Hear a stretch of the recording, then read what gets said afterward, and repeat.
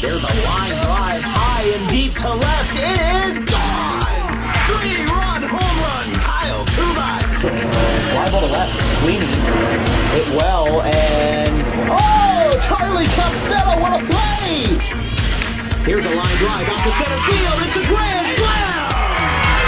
Going back is Shaw. He is going to get there. What a catch! And he's going to hop over the fence while doing it. What a coming home. It's Morales to throw on a double up. Is it in time? It is in time! Here's a rocket. Deep left field. Does this have a chance to go? It is gone! Go ahead, homer. Tyler Wiltsing on the first pitch. Play called for a back on the 14th, and there's number 100. Stephen Devaney with a line drive to left. He's 2 for 2.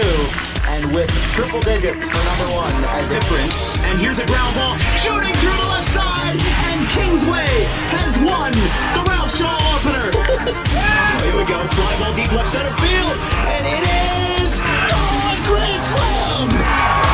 Scott Lynch, grand slam. Is the man of the hour. There's a ground ball.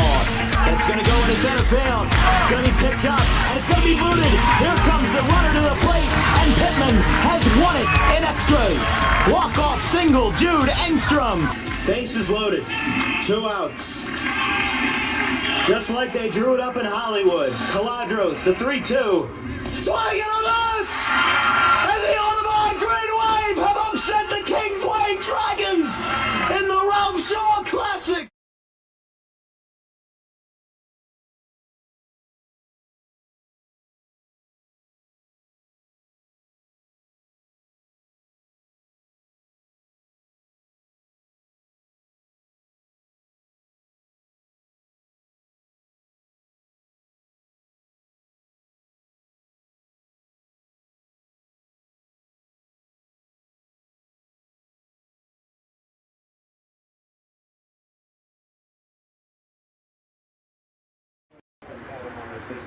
Ladies and gentlemen, boys and girls, DWB football is here.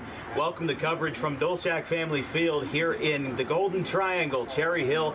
We're here with the preseason matchup between the Bishop Eustace Crusaders and the Camden Catholic Fighting Irish. This is going to be a great game between 2 young teams, some in transition, some players still getting the kinks worked out, but we're only 48 hours away from the season opener on Friday, which, by the way, will be Cherry Hill East and Triton. We've got a great one in store, though, today between 2 non-public rivals that aren't too far from each other. Pensauken's right down the road here, and at the injunction of Route 38 and Route 70, it's going to be a great game. Brian, these 2 teams, their records don't exactly reflect how these 2 are as actual teams. Camden Catholic with 1-8 in 2022. Their only win was versus Sterling, who went winless. But Bishop Eustace was a lot better off. They were 5-6 in 2022. They lost in the playoffs. But overall, these 2 teams are a bit more evenly matched than what they were last year. What are you thinking about today, Brian? Yeah, definitely. And Wayne Gillum, the Camden Catholic head coach, he comes in, 2010 graduate, and he is looking to turn the program around. They've had multiple coaches within the last 5 years, and I think maybe not this year, but within the next few years, this program is going to turn around because of him. And, you know, you look at how their quarterbacks and how they're kind of a pass-heavy team. You've got Michael Moritz, the junior class of 2025. He passed for 48% last year, but only had 5 passing touchdowns. Camden Catholic was a team that they had a very tough schedule. They played a lot of top teams, including Haddon Heights, Camden, and Pensauken. But now their schedule is mirroring that, and they're starting it off with another tough opponent in Bishop Eustace. But let's talk about Bishop Eustace a little bit. They are having a very interesting time with Chris Pollard. They went 2-3 in the Horizon Division last year, 5-6 overall, as you can see on the screen. Jax Marshall, 409 passing yards. He was a very efficient passer when he threw the ball, but the rushing game was what made Bishop Eustace that well-rounded of a team. You have their 1,400-yard rusher, Makai Simmons, he was an incredible force in that in that Bishop Eustace rushing game. And now both of these teams are kind of entering a new horizon. They don't know what's next for them. So for Bishop Eustace, they're going to be going into this game on high hopes, hoping that they can get their younger core in, get them some reps, and get them ready for the season. And for Camden Catholic, they're going to have to prove after an 8-2 season in 2017 and a 9-1 season in 2016 that these guys still have what it takes to be a top Catholic program in South Jersey. But Brian, I'll ask you this before we start, because the teams have not taken the field, but they are warming up on the sidelines. I'll ask you one more thing before we go to our main entertainment of the night at the Dolchak family field here in Camden Catholic. I'll ask you this, Brian. Yes.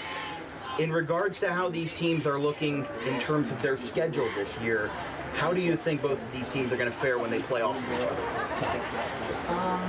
What's your general prediction? I think Camden Catholic's really young, and this is going to be, what, their first or second scrimmage? This is their second scrimmage, I believe, of the year. Yeah, their second scrimmage for a lot of these young guys. They have a lot of young freshman starters, sophomore guys. They're learning. Eustace should take this, but it should be close, should be fun, and it's a battle non-public. Should be fun. It should be a fun scrimmage. Well, we've got both teams in huddles right now down near the 40-yard lines on the respective sides of the field for the Bishop Eustace Crusaders and the Camden Catholic Irish. It's a hot booth here at DWB, but we've got 3 people with us tonight. Again, I'm Dan Wilkins with my analyst, Brian Tortella, and my producer to my left, Vincent Folks. Thank you guys very much for the pregame show. We will be right back with South Jersey football in the preseason Thunder action. We'll be right back. We've got a quick break.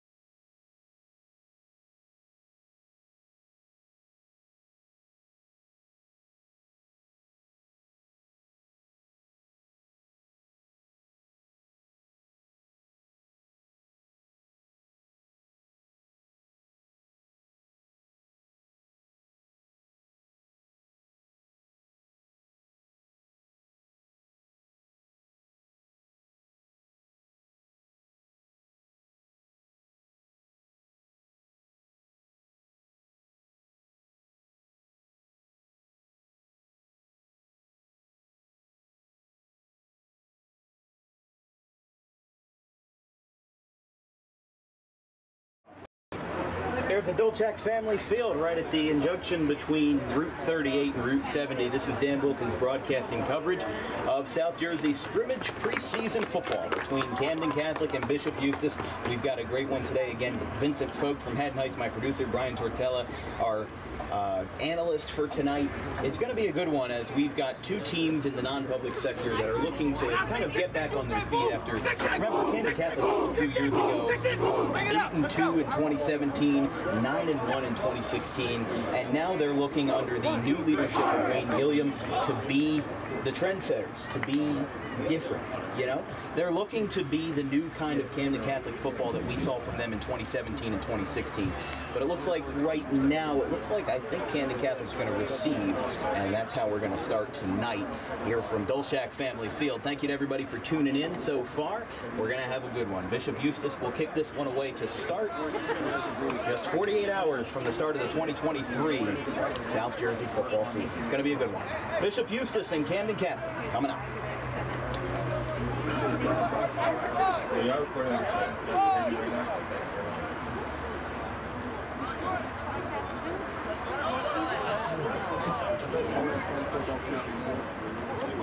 Bishop Eustace 5-6 in 2022, Camden Catholic 1-8, but both looking for a new beginning in 2023, and that's where we begin tonight. Matt Kraft, the captain for Bishop Eustace, puts up his right hand and kicks it away. A low flying kick lands at the 25, and we're going to have a stoppage here. And I believe, I didn't see any flags flying, so they are going to set it up at the 26-yard line for Camden Catholic to get their first possession of the night. Here in the Camden Catholic wearing gray uniforms with the green and white lettering. Bishop Eustace, white jersey, black pants, black and gold helmets.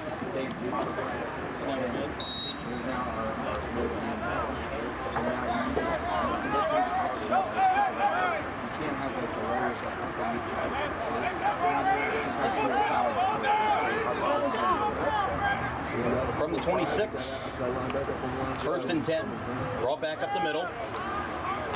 And that will be a couple of yards, actually a pretty decent gain, about 7 or 8. It'll be second down.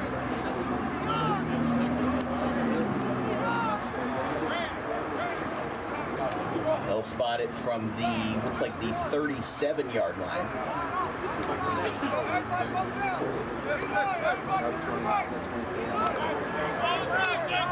Second down at about 3. QB in the shotgun for Camden Catholic. Hands it off again, same play basically, right up the middle, and a flag is down.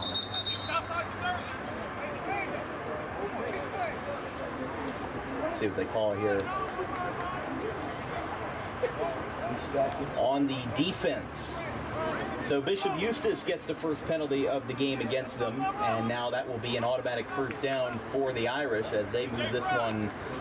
I think it might have been defensive holding from what I saw, because this is going to be a pretty big gain for the Irish, and it's going to bring them all the way to the other 44-ish yard line. Going to bring it right in front of our booth here. Clock will start again. Pass out to the left side, picked up, spinning around, breaking it out, running to the right, but he's triple teamed and he's taken down not too far ahead of the line of scrimmage. But I don't know where they're going to call that on forward progress. It'll be second down.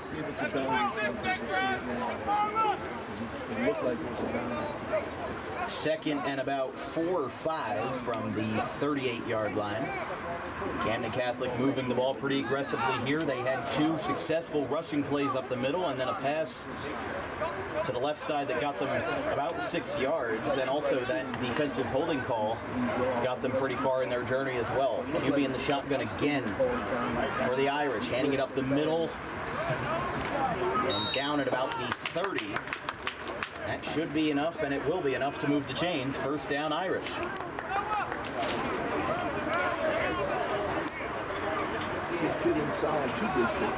And what's going to be interesting here is that, you know, as we move along here early in the progression of this game is, you know, we're really seeing what young players on both sides are going to get the most reps. I mean, obviously, both teams are young at their cores, but the question is which young core will prevail. That's a low snap. Saves it off to the right. He's going to take it himself, and he'll slide, but that's going to be a little bit of a late hit, but no flag called. I think that's the right call there. That'll be second down. I mean, QB gave himself up, so they're going to spot that one at the 27-yard line. It's going to be second and 6 for the Irish. Just over 9 minutes left on the clock. Keep in mind that the clock you see in the bottom right corner of the screen is not official. It'll be official for the games that we actually do cover, but the the games that we cover in the regular season and beyond. But tonight, because it's a scrimmage, there's no official clock keeper, therefore no scoreboard, and we're going to be doing this on the fly. Lefty goes to throw, in heavy trouble, ball is loose, but the play was called dead before there could be a possession. Bishop Eustace wants a fumble, but the refs called a very early whistle. And they're going to reset on 3rd and 6 from the 27.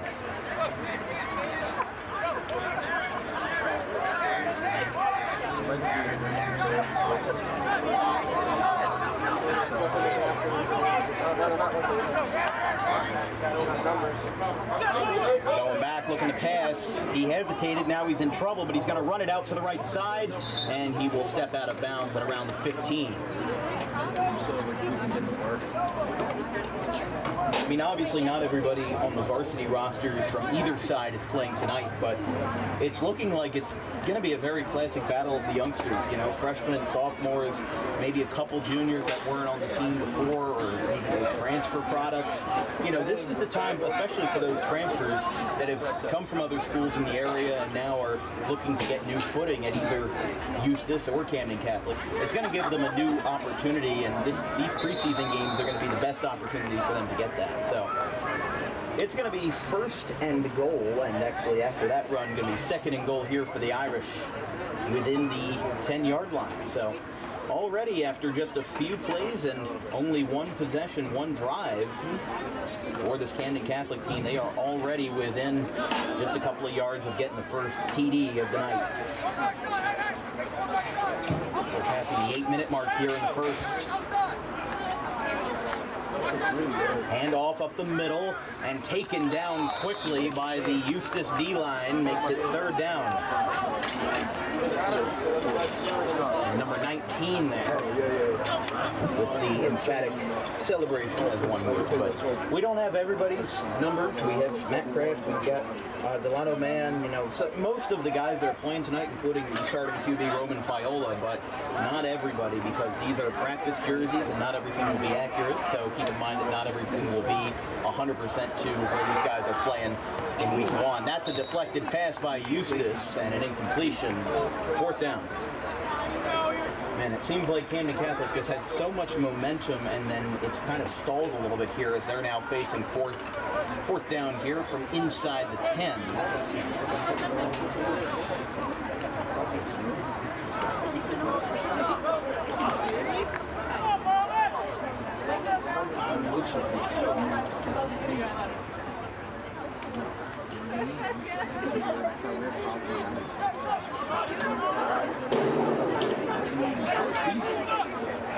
Here we go. 4th down. Running up the middle and getting into the end zone. Touchdown Irish. Wait a second. Flag is called, and it's going to be holding on the offense. We'll take that back.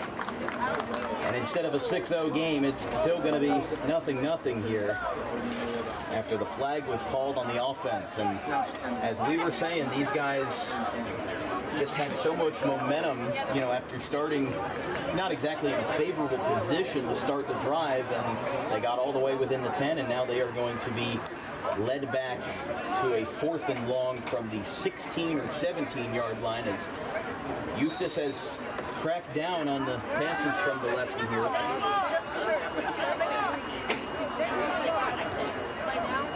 As Michael Moritz.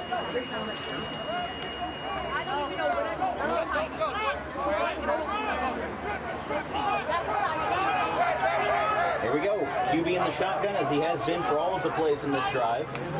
Gets the snap.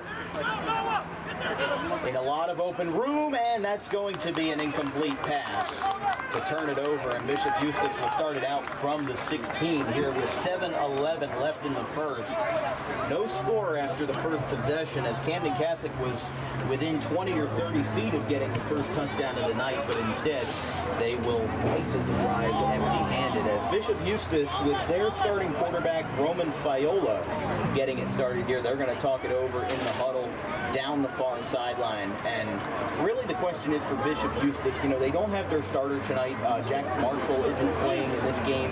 And Bishop Eustace really had a young core, if I've ever seen one, a sophomore running back that went for 1,400 yards, almost 1,500 rushing yards last year. And then Jax Marshall leading Bishop Eustace as a freshman QB to a 500 record and beating some impressive schools as well. They beat Camden Catholic, Gloucester Catholic very handily, and that's where these two teams lie tonight. You know, there's a young core, and the heart of both of these teams are going to be in a very interesting spot. And with Fiola under center, we'll see how it works out. Hand off to the right side, going over, and that's going to look like a face mask, and the flag comes flying in. That was what I think of the face mask, clear as day. On the carry to Mekhi Simmons, the junior running back.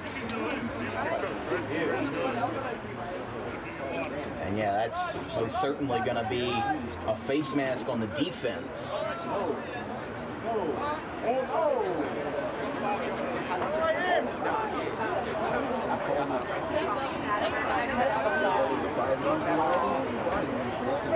Yeah, Mekhi Simmons had a really good run going down the near sideline, excuse me.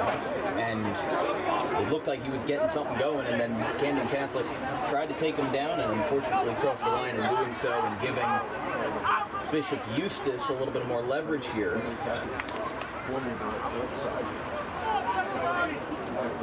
So it's going to be first and short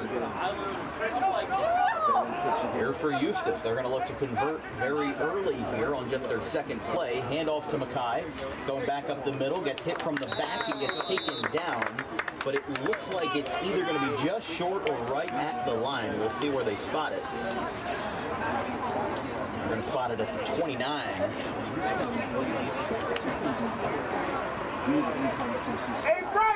It's going to be just short. You take a look over there. Second and about 2.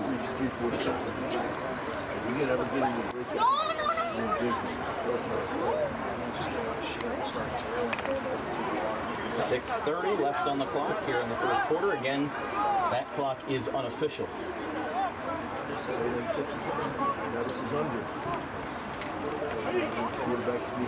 Handoff gets swarmed up in the middle. Eustace wants the advancement, but we'll see what they do with the spot here, and they are going to move the chains. First down. Both teams are doing pretty successful offensively here in the first. It's going to be first and 10 from about the 28-yard line on the Eustace side. First down marker will be at the 37.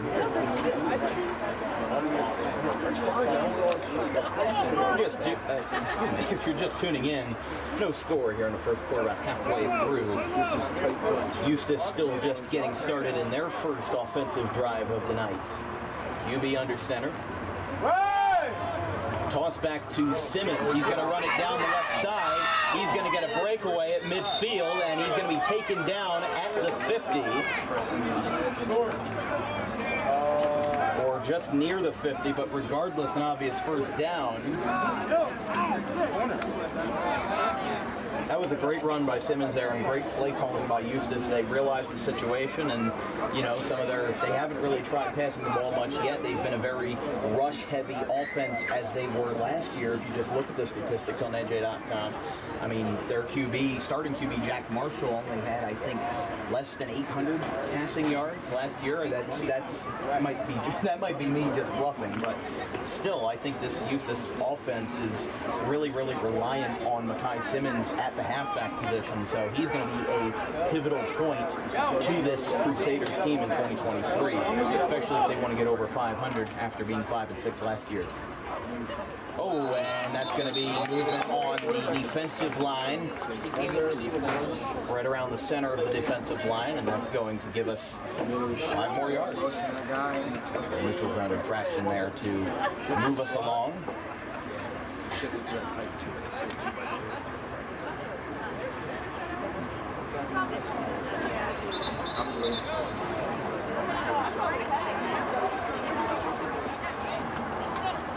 Well, timeout's going to be called here. 5 minutes, 20 seconds left in the first quarter. We're going to take a quick break. We'll be right back.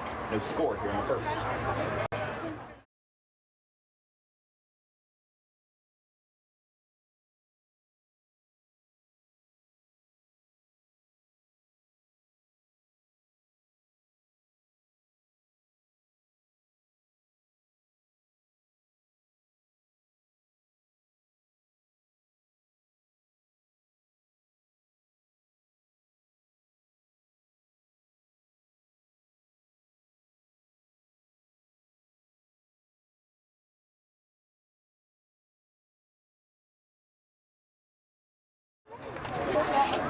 Here at right around, actually just past the 50-yard line. Going to be on the Camden Catholic 48 as we're getting back here 5 minutes, 20 seconds. You're watching coverage of Dan Wilkins broadcasting preseason football between the Crusaders and the Irish. If you have any questions or comments about today's broadcast, drop me a line at thedanwilkinsshow@gmail.com.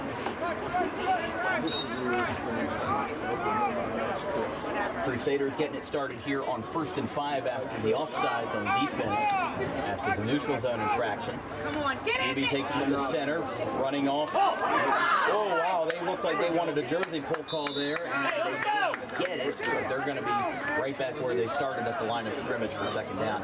Brian, you were saying earlier about how Eustace seems to be, just like with Camden Catholic, being a young core on the offense, but they have two drastically different offenses that we've seen in this first drive. Eustace hasn't passed the ball once. Camden Catholic passed the ball maybe 3 or 4 times, and they haven't had a great amount of success in terms of actually getting completions done, but it's still early, and it's still the preseason. You know, it's time for these guys to, you know, kind of get their bodies loose after, you know, weeks and weeks of practicing against themselves. Now they're practicing against another team, and just a week practice for them, practice for us. So what have you seen so far from these two teams that maybe was different from your expectations going into this game? Well, I don't know if it was different from my expectations, but Eustace has been very one-dimensional running the football. Flag in the backfield. Excuse me, Brian.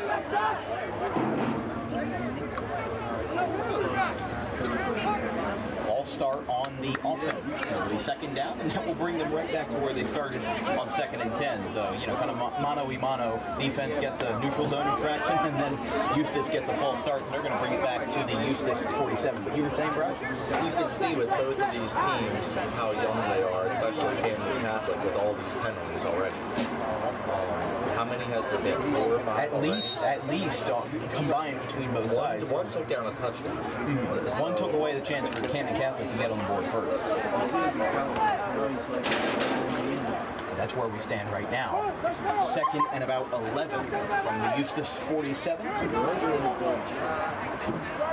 But yes, flags are very common, especially with a young team, and that one's going to sail right past the Eustace running back, and he gets taken down deep into the backfield at his own 31. 3rd down. Well, that was big right there with the freshman running back, Terrence Goffney. That was his first carry of the day, or his first attempt of the day. And I don't know if that's anybody's fault, but the ball just sailed right past him, and that hurts you, though. But these mistakes are kind of the mistakes that you want to make early. You know, you can't have a good football team without some adversity on each squad. These guys are, you know, bouncing off of each other, and, you know, they ricochet well in the clubhouse and everything like that. But it's going to be 3rd and very long. I wouldn't be surprised if Eustace doesn't convert here if they bring out the special teams unit. But we'll see where they stand. 3:28 unofficially left in the first. They're going to have their first pass attempt of the night. He gets taken down, and that's going to be short. No flag called, and it'll be 4th down and quite very long for Bishop Eustace here. And they are going to bring out the punt team.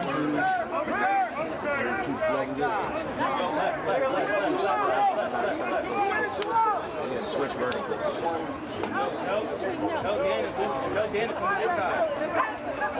So I think they're going to bring out Matt Kraft, the captain for the Crusaders, here to punt. Keep in mind, this broadcast is brought to you in part by DJK Roofing, South Jersey's #1 roofing supplier with over 200 5-star reviews on the web.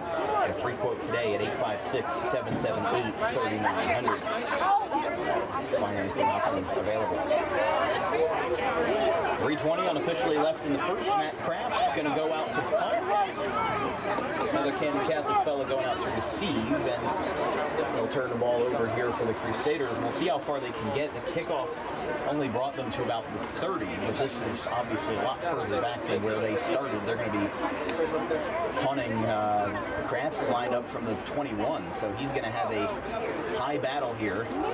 They'll punt, and it will land out of bounds at the 47. The Camden Catholic's not even going to start in their own territory. A very favorable starting position here for the Irish as they're getting themselves off to a great start here. I mean, I will say some of the things that we've seen so far, again, this is a very young team. You know, Terrence Goffney, he was the freshman running back for Bishop Eustace class of 2027. You know, these younger guys, you know, junior high football, not every school has a lucrative junior high football program. Sometimes they still have to play, you know, kind of the Pee Wee football, maybe for like Oakland or Haddon Township or something like that, one of the other organizations, for them to get their reps in before they can play high school. But going back to pass, and that will be a drop and an incomplete pass. Second down. I don't think he saw the route 100% right there. I think he was a little bit caught off guard. As number 11, excuse me, that being Luis Burgos, senior wide receiver here for the Irish. They'll line it up again. They'll try it 2nd and 10 from the 45. 3:16 left in the first. QB in the shotgun. Hands it off. No, it's going to be a fake on the left side. QB option. He'll break a tackle. He'll get to the 40. And he'll be taken out at about the 35. And that will be, I think, either just short or right at the line. We'll see where they spot it.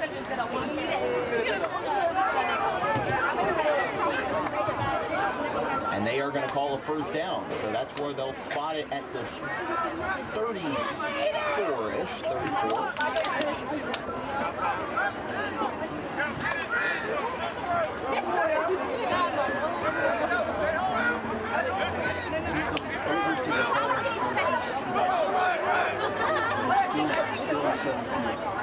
Snap handed off up the middle, breaking through and getting a couple yards out of that one. A powerful train in the middle of the running back position, and that's going to get them quite a few yards. Whether it's enough for a first, it will be a first, and they'll move it along. So back-to-back first downs for the Irish. They're going to look to keep the momentum going and get that revenge, if you will, for the touchdown that wasn't meant to be in the first drive. Here we go. Here's another breakaway. Trying to get through. That's going to be short, and it'll be at the 6-yard line. They're going to go up-tempo here for the Irish as Makai Bolden getting ready to possibly get the TD rolling. Here's the handoff. They're going to go for another rush, and it is good. Touchdown Irish. This time it's good for 6 after the first drive didn't go.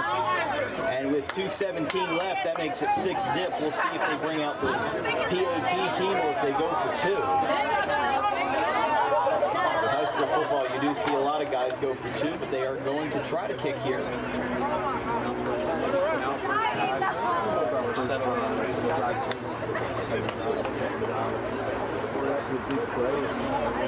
Lefty kicker going out here, number 50. Not on our roster. So he's holding number 13, and we are going to have a quick stoppage here. I don't know exactly what happened there. No flags. I didn't see any flags. Oh, they made a quick substitution at the holding spot. We'll see if they can get a PAT here with number 50, the left-footed kicker for the Irish. We'll see if they can convert here. A couple of substitutions on the offensive side of the ball for Camden Catholic.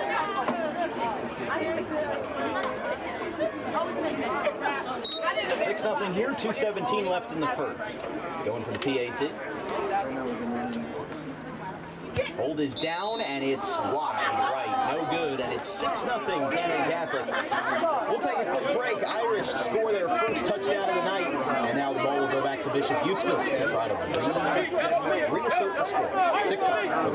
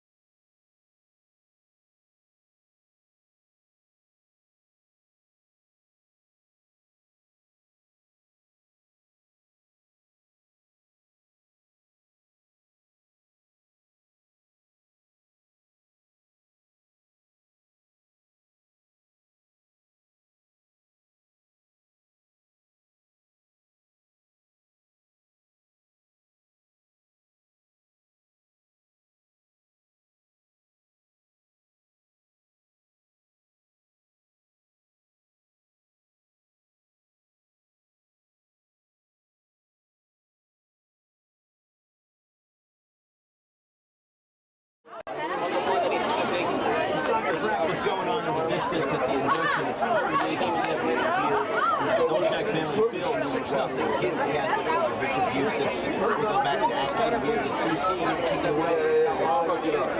Ready here. Camden Catholic had a very aggressive first drive, but eventually scoring their first touchdown, but then they were eventually able to get in penalty free. And their rushing game, very powerful rushing game start. And the kick goes up to the left. Take it in, and they're going to call a fair catch right around the 25. So Eustace will get back out, and Roman Viola will lay back at QB spot here. I got to tell you, Brian, very fair Wednesday night. Only about 70 degrees. It's a lot hotter in here because there's no AC in the press box, but we've seen from these two teams, we've seen some very strong defense. I think that even if they've been able to get a couple first downs here and there, the defensive line has been locking up, and the secondary has done an even better job of stopping the runs from going out of control. So we're going to see how these guys are rolling, but the timeout's going to be called here. I'm not sure who it was on. I think it was so. But tell me, Brian, what do you think so far? I think Camden Catholic has done a very good job. I did not expect them to come out here fast and furious like that. And they've done a pretty excellent job. I mean, you look at the stats, you look at everything on paper, they were one of the games, but remember, these teams used to be, most South Jersey royalties. Camden Catholic just a few years ago, they were a 7-3 team in 2021, just 2 years ago. And then the 1-8 season from the last year has called for a change of leadership. That's why they went with Wayne Gilliam to be there. The question is for Camden Catholic, they were 8-2 in 2017. They were 9-1 in 2016, with their only loss being in the playoffs to St. John Vianney from North Jersey. So these guys are looking to get back into the football spotlight, and this is looking like a good start, offensively and defensively. We'll get it back here. Go ahead. You don't have right. You know what? I think they need to change leadership, like you said, and especially the guy that, like I said before, graduated from every 2010 football guy, knows his stuff. He was all conference, I'm pretty sure, a couple of years. And he's a great player, knowledgeable. And he hired his own staff. Sometimes you don't see that. He hired his whole staff, whole new staff brought in, and they trust him to do that and change his program. Well, right now it's second down. We're also got another time out here. Either that or they call the end of the quarter. All the coaches right here, Camden Catholic. Yeah, I think, that's the end of the quarter. So we'll pick this We'll take a quick break right here. Here with Frank Cartel, and then we'll be right back after 6-0.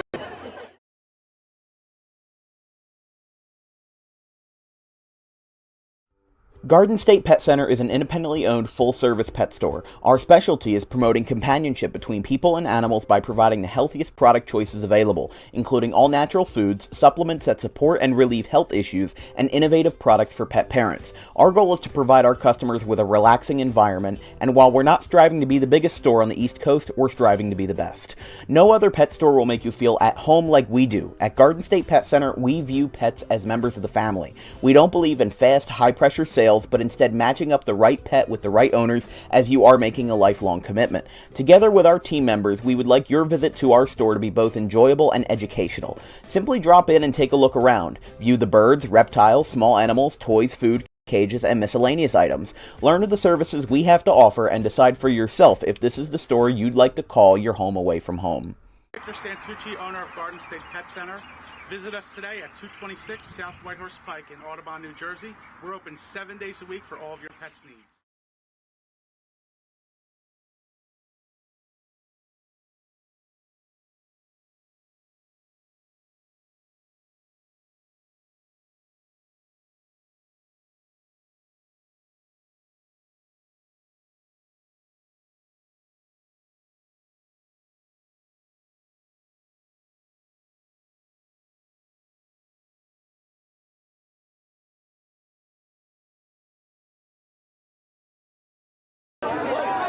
Sorry about that, folks.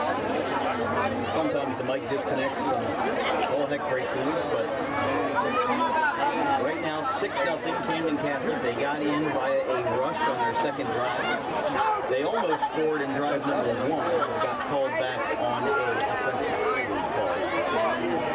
call. Oh, and a lot of movement there on the Camden Catholic D-line.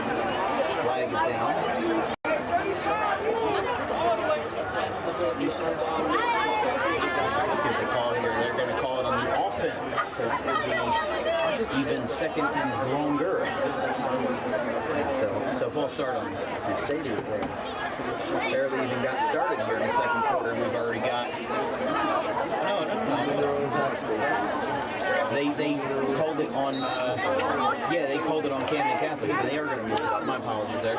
It looked like they were moving it back, and then there was a conference, and they ended up moving it back forward to about 2nd and 9 from the 21. From the shotgun, handed off up the middle to Makai Simmons. He's going to break through up the middle, and he's going to get down to the 38. And they'll move the chain for a Bishop Eustace first down. Yeah, Makai Simmons has been a force to be reckoned with. You know, I said in our game previews and our game notes that these two teams are at different offensive strategies. You know, Camden Catholic, after failing to score in their first drive, they went with a rush-oriented second drive. Bishop Eustace has only thrown the ball maybe once or twice all night. So Bishop Eustace has made it work with the running back, but they just haven't gotten any points on board yet. Just over 11 on the clock here. Again, just getting underway here in the second quarter.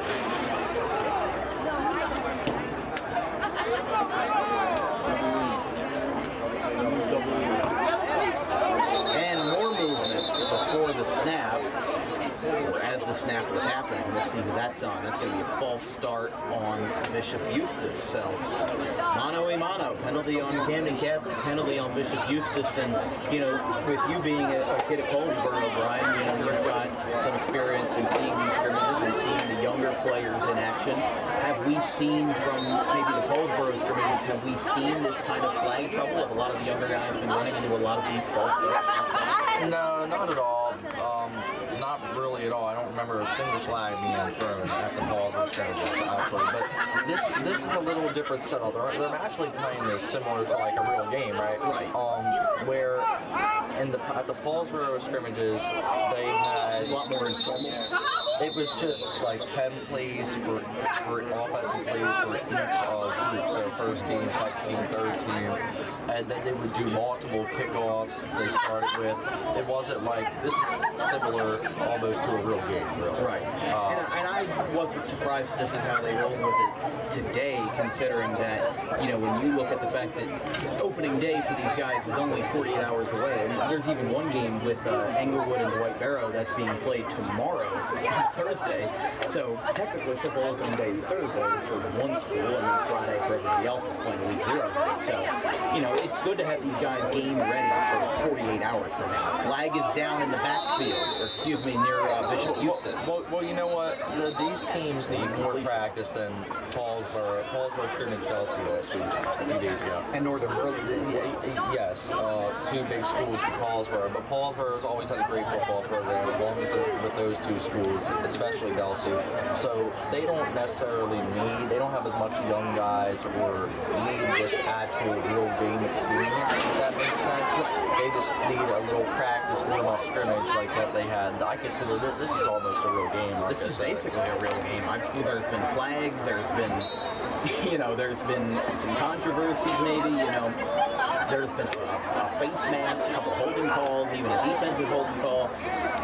This is a lot more, you see hitting, you see a lot of physical contact on the offensive line and defensive line. I'll tell you what, at the Northern Burlington Paulsboro scrimmage, there was almost no hitting. And It's like flag football. And at both scrimmages, here we go, in trouble in the middle and taken down Viola.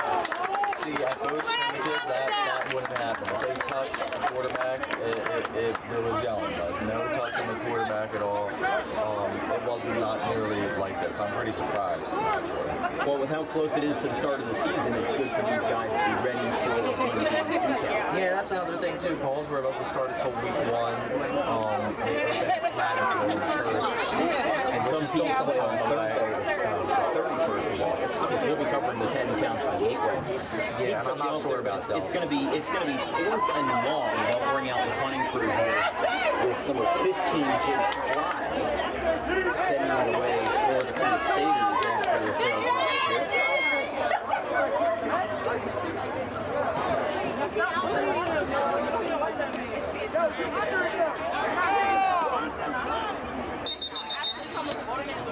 It's blown and a flag in the backfield. The flag was thrown at about the 40-yard line where there wasn't even a player there. I don't know. Was it a delay of game? They're going back. So whatever it was on Bishop Eustace. I think it might have been. I think it was a delay of game, because that did take a while to get rolling. But now they'll be 4th and even longer. Fry with a punt contested, gets it off though, up the middle, and it's called at the 45. So Camden Catholic again for the second drive in a row with a favorable start to start their drive. Well, Brian, it's 6-0 right now. We've seen some football games get out of hand, but it's been defense heavy here in the first quarter, and now, almost a quarter of the way through the second quarter as well. So these guys are fighting hard, they're playing hard. This is, like the high school football we know and love. How have you felt about Bishop Eustace not scoring in their first 3 drives so far? It's early.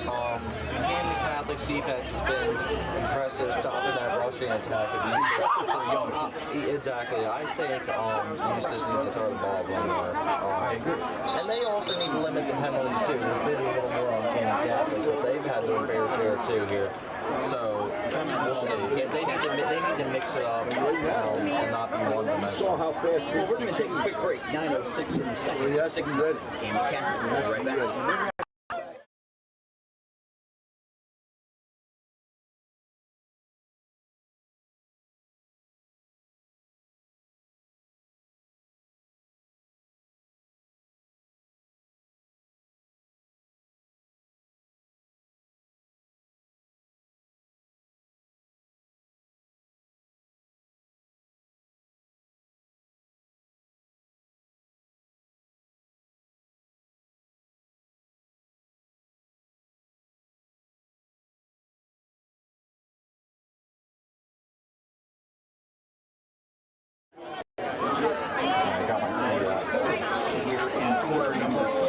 Camden Catholic leads by score here as they start their third drive of the night. They almost scored in their first drive.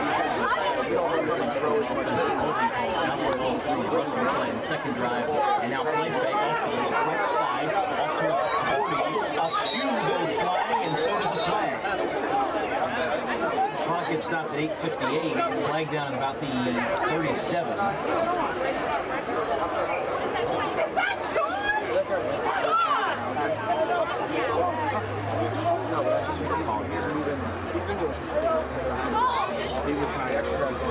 Holding on Camden Catholic, and we'll bring him back.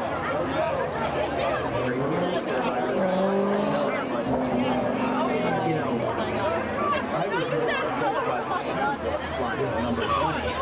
I saw something green fly through the air, and we have that now. That was very interesting. Here's a handoff up the middle, 21, and taken down. Second down.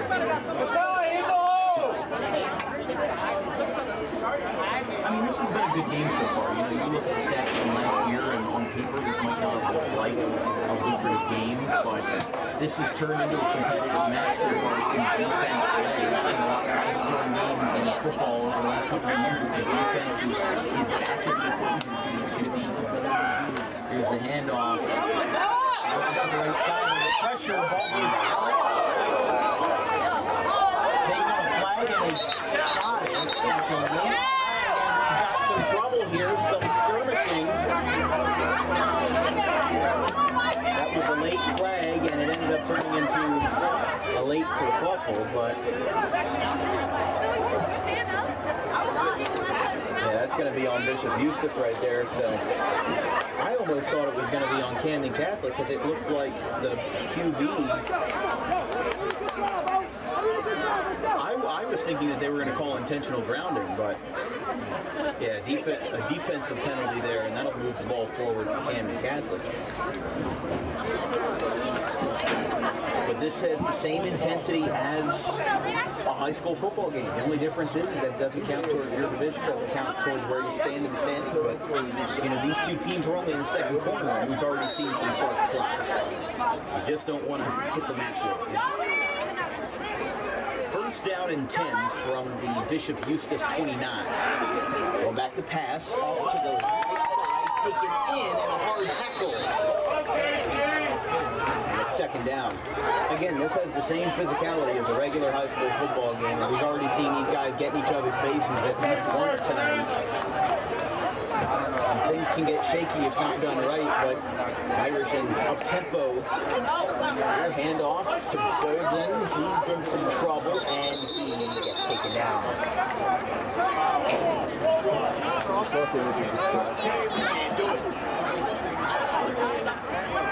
They're going to move the chains again, so they were able to move it forward. I was surprised by it. I think that was a little bit of a shorter run, but we also don't have the best angle.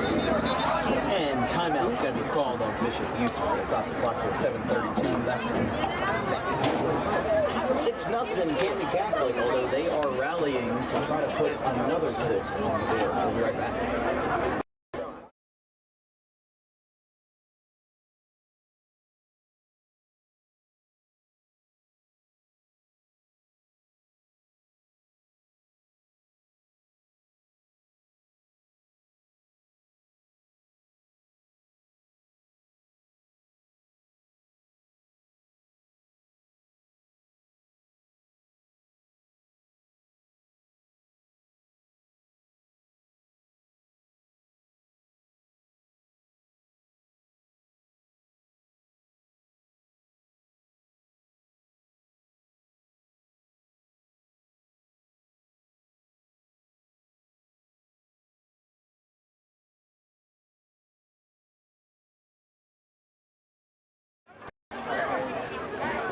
Camden Catholic leads 6-0 here with 7:32 unofficially with the time here in the second quarter.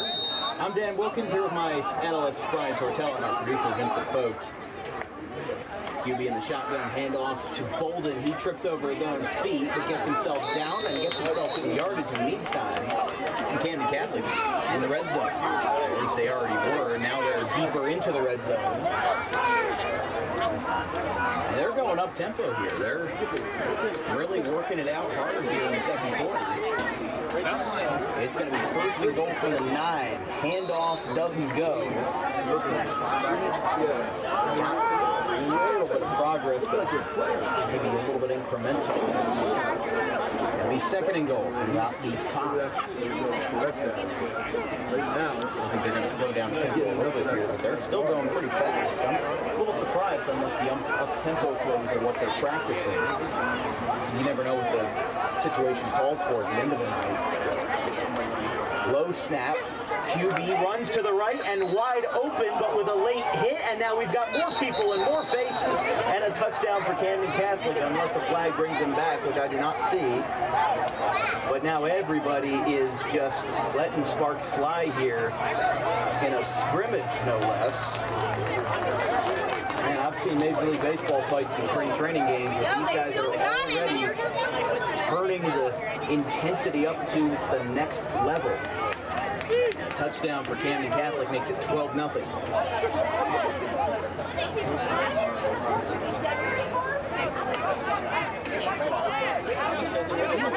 Camden Catholic here. We're going to try another PAT.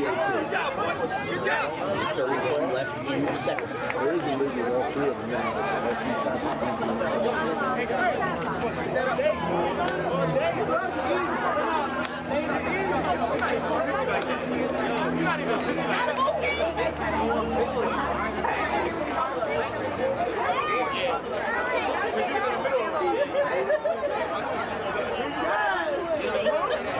I'm just looking at the sideline right now. The Camden Catholic coaches, they are energized, they're loose, they're full of positive vibes. They just seem to really have everything together. Where these guys are, hyping up the players, giving them a good time, dapping them up, everything like that. These guys are really on a nice positive aura right now. Here goes the play fake. Whistles blow the play dead.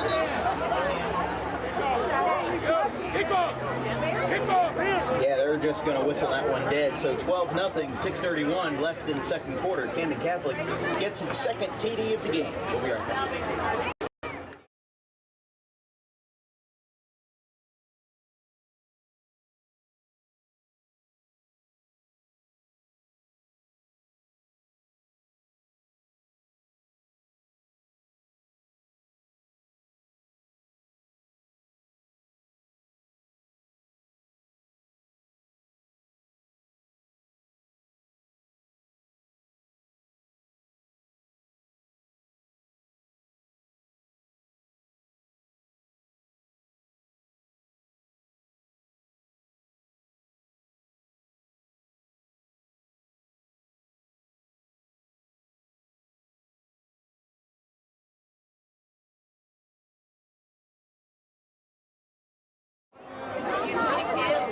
Fans filling the seats here midway through the second quarter. Here's from Camden Catholic. It's 12-0 after the Irish scored their second touchdown of the night. They're going to kick it away, and they will see if Bishop Eustace can get some points on the board. Or Bishop Eustace will see that Camden Catholic will try to prevent it after a missed PAT to start, and then they had what looked like a play fake that was quite quickly called dead. So instead of 14-0 to be 12-0. Still a formidable lead for Camden Catholic to hold on here, at least through the end of the first half, if nothing goes awry. And here we go. Number 50 for the Irish. Kicking it off from the 40. That's a high kick deep into the Bishop Eustace territory. No fair catch, and whistles blown. I think that they're doing that for scrimmage purposes. That might be one of the few differences that still remain between scrimmage football and, regular season football, and that these guys aren't really running kickoff plays to their full fruition. But it might just be a provision of the fact that these guys aren't playing for points yet. But 6:24 left in the second quarter. 12-0 CC. Again, we're here at Dolchak Family Field here with Vincent Foot, my producer, and Brian Tortella. my lead analyst. This broadcast is brought to you by Tommy D's Home Improvement Surplus. Visit our new location today at Belmar, on the corner of Creek Road and Harding Avenue on the 42 on-ramp. That was a nice kick, Dan. I mean, it went far. It went far. You can't deny that. I mean, you don't see a lot of high school kickers have that kind of firepower. You know, from my hometown, Logan Gilbert, he's might be going to Liberty University for all we know. And yeah, we're gonna have a flag down here while the play gets rolling. And Chris Pollard is fired up, the Eustace head coach. I think he's upset with some of his players maybe not executing the plays, but yeah, they're going to call a quick timeout here, so they're going to go over some strategy. But as we said, I mean, kickers are I wouldn't say a commodity, but a rare thing to have of great quality in high school football. You know, college kickers, they know what they're doing. They've been doing it for well 15 years. High school kickers, sometimes they didn't want to be kickers. They don't have the power in that position. So, you know, sometimes that's just how it works. But, you know, with how we've been rolling so far, Camden Catholic's been turning up the tempo. They've been forcing a lot of punts. They've been forcing a lot of long drives. They've been forcing some passing plays for Bishop Eustace, and they've been really good on the pass rushing side of the ball. I think that this is a completely different team from what we saw in 2022. Yeah, you can 100% see that already. We're halfway through the start. Yeah. It's very apparent this is a different Camden Catholic team fully under Wayne Gilliam. Here's Makai Simmons to the left side. He's going to get double teamed and taken down at the 30. So big tackle there in the secondary for the Irish. And he's going to give them first down. Bishop Eustace because their first down is number 1. I think it's down. He stepped the other way. He stepped towards the boundary. He stepped towards the side. Wasn't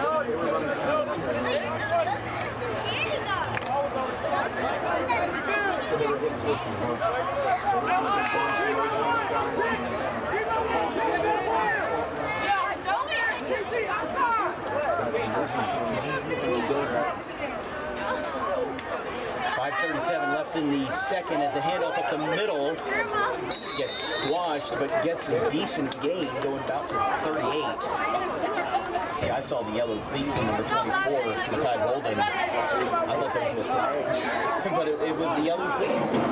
They do look nice though. As they'll go back into the huddle, take things a little bit of a slower pace here. Don't forget, folks, 48 hours from now, the high school football season will commence with DWB opening its season versus Cherry Hill East and Triton from Highland Regional. I don't know if you guys are aware, but Triton Regional is undergoing some construction, so all football games are being played at Highland Regional in Blackwood, and that is a neutral zone infraction on the defensive end. So that'll give them the 5 yards they need to convert to a first down. Bishop Eustace has gotten a little bit lucky here with penalties. Camden Catholic and Bishop Eustace have kind of been equal offenders in terms of flags being thrown tonight.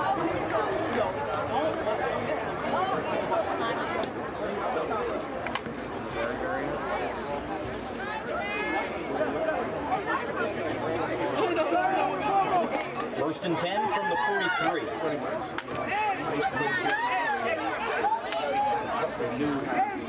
A little bit of a late audible here going under center for Fiola. Handoff, left side, no play fake, off to the right. It's caught at the 47, and the whistle is blown before the ball can be knocked out. Yeah, he dropped it, but I don't think that they... I thought that was enough for a completion. But the catch rules in football, I will be the first to admit, 4 minutes left in the second quarter, so we'll roll the clock down to 4.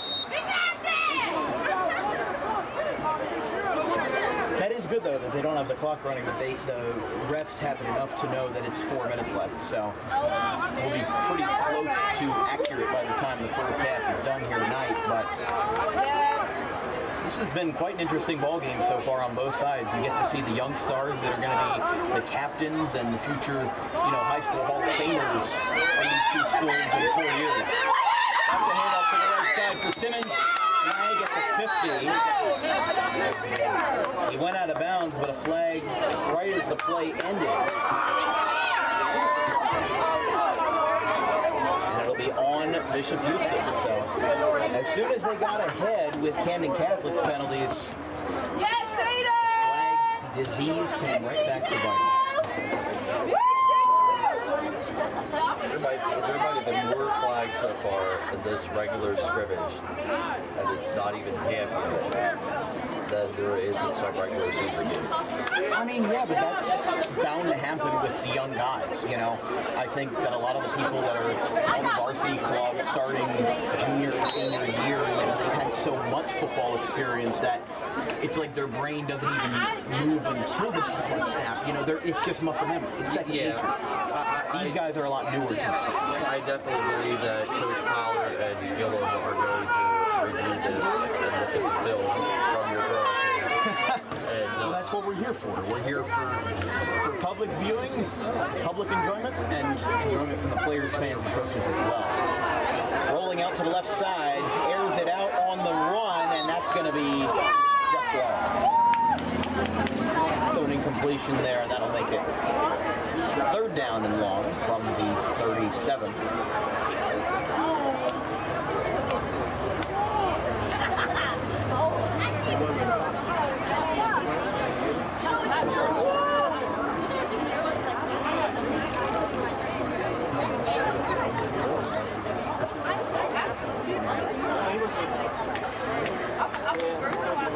3:46 here in the second quarter, 12-0 Camden Catholic. This broadcast is brought to you by the Garden State Pet Center, one-stop shop for all things pet needs, from the healthiest food products available to pets, toys, feeders, and more. Visit 7 days a week on the 200 block or visit Hand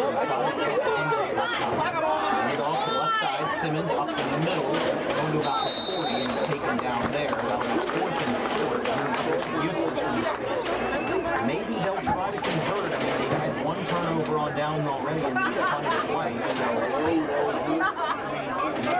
you're Chris Pollard, if you're Bishop Eustace, I think you go for it. You know, you don't want to dig yourself into a larger hole. Even if this is a scrimmage, you know, you don't want the guys to have a shot with the intense side, with the competitive side.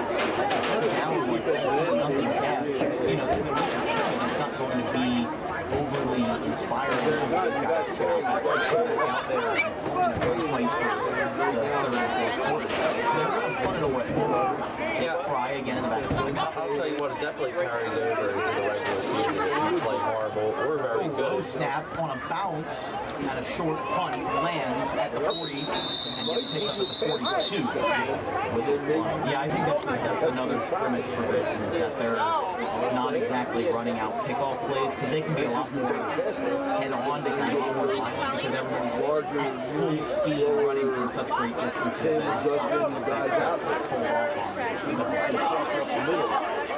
we'll line them up again for Camden Catholic after the third punt of the night for the Crusaders. As they'll line it up from the 45-yard line from the Irish side of the ball. And as we get ready for halftime, what do you think Bishop Eustace is going to say to their guys?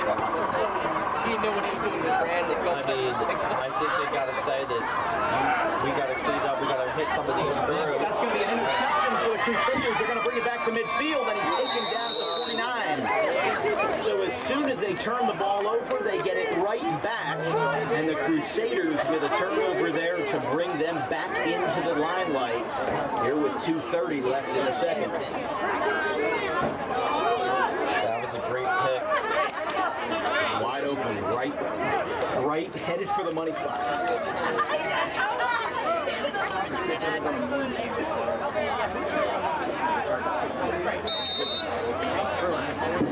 So they'll line it up from the 48-yard line on the Crusaders side of the ball. Well, we were just talking about what Bishop Eustace should say to its guys, and maybe if they score here in the last 2 minutes of the half, they'll be a little bit more fired up at the end of it. Yeah, I mean, it will definitely carry some momentum over. They're trying to rush one guy off the field before they snap it. They need to hit some more throws. They've been running a lot, and that one. They're going to do it again to Mekhi Simmons. Another shoe goes flying. Shoe lands at 47. I think they need to tie their shoes. I think. But well, my shoes haven't come off all broadcast. well, there you go. Do you want me to hit you? And well, no. Don't hit me too hard. I don't want to broadcast with CTE, but you know, it reminds me of that one. What was it? I think it was Florida and LSU. You might know this more than I do, but I think it was a Florida player that got a personal foul for throwing the opposing player's shoe like 30 yards downfield. I think it was last year. It was either last year or 2 years ago. The Florida player picks up the shoe, just chucks it down the field, and gets a personal foul. I'm not big into college football, but that sounds fun. Dropping back, speaking of throws, he's going to roll it off to the right, and it is taken in. A great catch there. The question is, did he keep everything in? They are going to call it a complete pass, and they're going to move it up to the 40 after a great reception there on the far side. I couldn't tell who that was right there, but that's a great way to move the chains. You're just talking about taking initiative and getting these guys to throw more. That's the best way to get yardage. It's science. Football science. That's how we roll.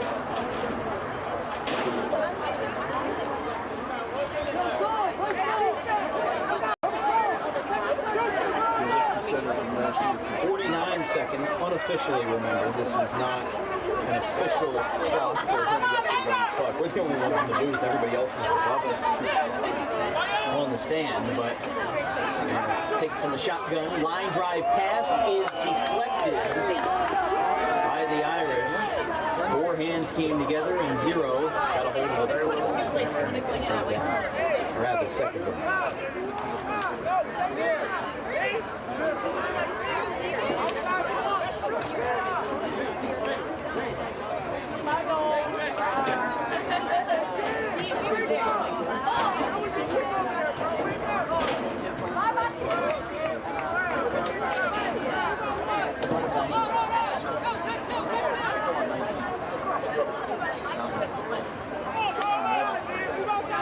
QB in the shotgun, Fiola takes a high snap, throws, rolling back, and that's a pick for Camden Catholic. To the 50, to the 45, headed down to the 30. He could go all the way. He's got no attackers at the goal line. Touchdown, pick six, Camden Catholic. But hold on, whistles are being blown, and I have a feeling this might go back, as many pick sixes do in all levels of football. Refs are going to talk it over here. That was almost too good to be true, you know? That was a 70-yard pick six. If that doesn't get called back here, that's going to be a personal foul on Camden Catholic, so they are going to bring it back. So after all that, after almost giving myself a hoarse voice for the second quarter, for the second half rather, all of that is for naught, as it's going to be brought right back to where we started. Second down for Camden Catholic.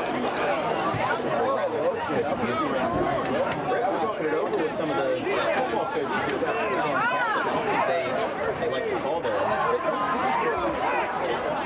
I think they're trying to get an explanation or something. I mean, obviously, I can't keep an eye on 22 players moving spontaneously and moving constantly, but it must have been something that I didn't see.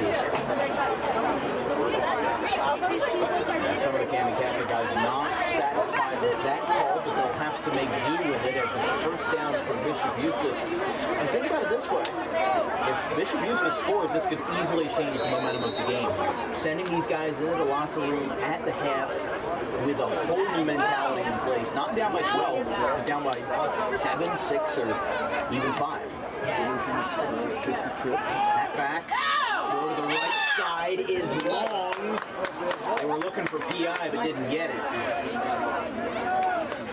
That'll make it 2nd and 10.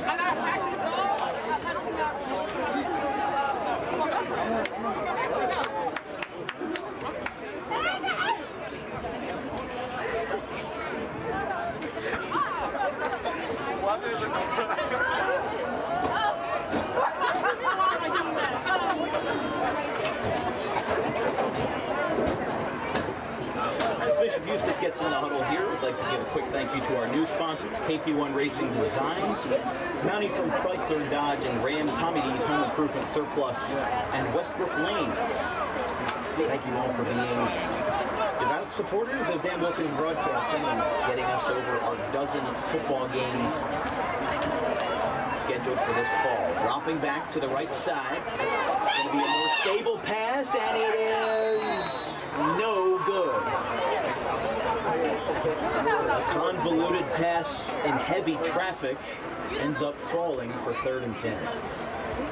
This is where you get to the more intense part of the end of the half. You know, maybe with 4 minutes left, you maybe up the intensity a little bit, but you know you only have maybe 1 or 2 plays left. The length and the complexity, the different amount of moving parts on the play. These guys are just trying to figure something out so that they can get on the board. Because I know Bishop Eustace, the way they have their mentality, the way they think, they do not want to go into that locker room empty-handed at the end of the half. They want to go back out there with at least 6 points on the board to get themselves back in the contention and not have to worry about catching up in the second half. 15 on the clock, again unofficially. A slower snap rolling out to the left. Viola, he's going to get past the line of scrimmage, but he's going to be met by some Camden Catholic folks, and he's taken down, but he was taken down inbounds.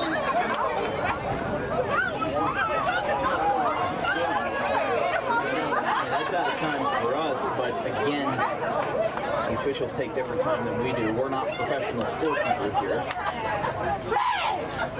They're going to spot it at the 10-yard line. So it's going to be just shy of first ball. Actually, it's going to be about the 11. They're going to call a quick timeout, though. Just a couple seconds left here in the second quarter. We'll be right back.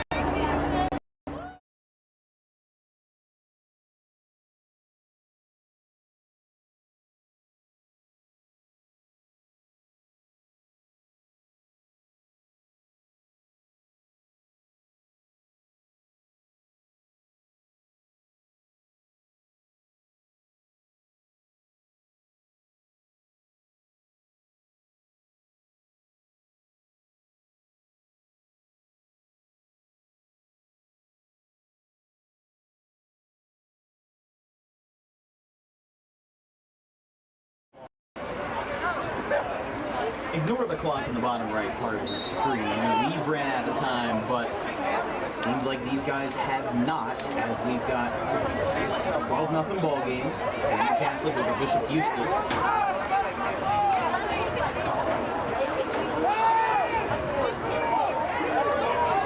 Throw to the right side. Deflected in the end zone and incomplete. 2nd and goal.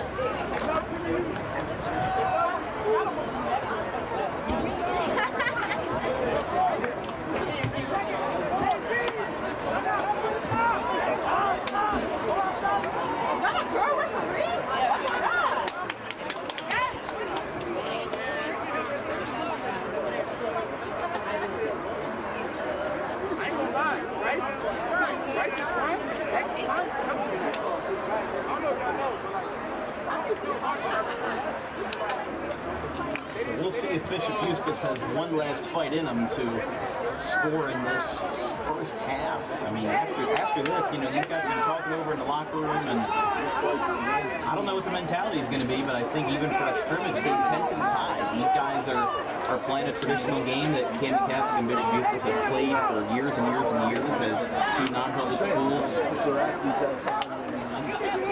Pass rolling out to the right side.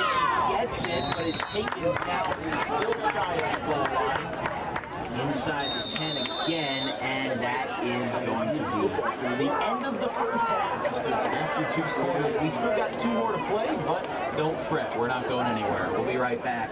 12-0. Bishop Eustace trails Camden Catholic.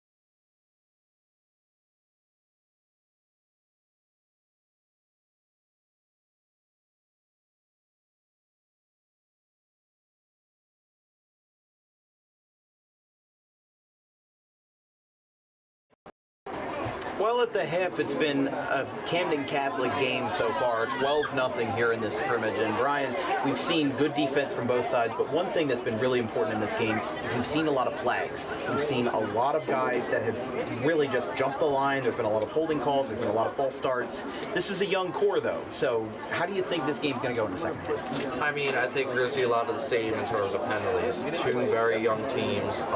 It's 12-0 Camden Catholic, and I feel like we're going to continue to see the domination, so to speak. Well, you said Eustace would win this game, so... Yeah, well, I thought so, and I'm shocked by the way they have played. Camden Catholic has played. Really, I thought this was just a younger team. We've seen 1-8 on the NJ.com. Yeah, you see 1-8, and it's like things are a lot different around here. It's a lot different with this coaching staff. Props to them and a lot of young guys out here. But we'll see what the second half brings. But I think they'll continue to dominate in this game.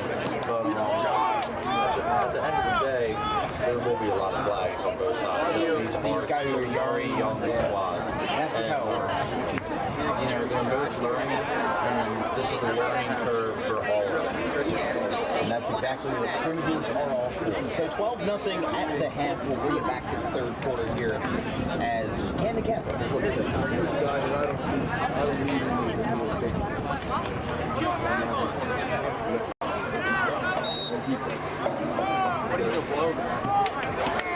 Living the dream out here, people. I like to see preseason. Kick off. Kick off here from the left footer as it goes way back to the 15. A little bit of a gust of wind picks him up, and they're going to spot that one pretty deep into Bishop Eustace territory. We've seen this Camden Catholic place kick. They have a really, really good night. You know, Bishop Eustace has been a little bit more lackadaisical on the playing side of the ball and special teams, but you also have to remember that they scored 2 touchdowns and missed both extra points. So that is something that we've seen that may be a point of improvement as the season goes on for Camden Catholic, because you got to remember, special teams are more than just 2 guys on the roster. One that kicks and one that holds and maybe another guy that punts. It's a very integral part of the roster. I think it's an overlooked part of the roster in high school football, because they kind of just throw whoever is the misfit on the roster, they throw into a kicker or a punter or a holder or whatever. You know, they put the backup QB as the holder or whatever it may be. You know, these guys, they're specialized kickers. That's exactly what they should be used for. Still getting ready to get started here in the second half. The ball being lined up at the 20-yard line. Bishop Eustace haven't had too much success on their drives tonight so far, but a lot of time to turn things around. Hand off to the right side, or rather to the left. No, to the right, Flag is down. And that will bring him back behind the line. He comes back and he's coming back. Reset. What I'm saying, he's coming back, and then they're getting another 4.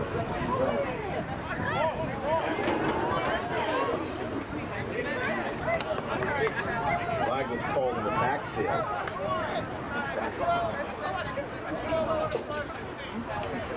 So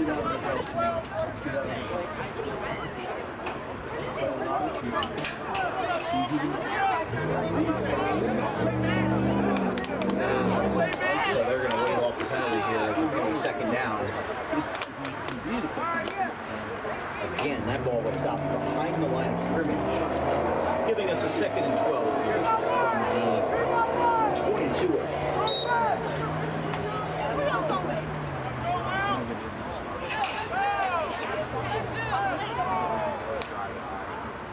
QB in the shotgun here. Fiola running to the right side. Simmons. Another flag flies, but he's got a foot out at the 27. And yet another flag called. 2 plays in this half and 2 yellow flags on the pitch, or on the field, whatever you want to call it. You see what the white cap says here on the ref crew.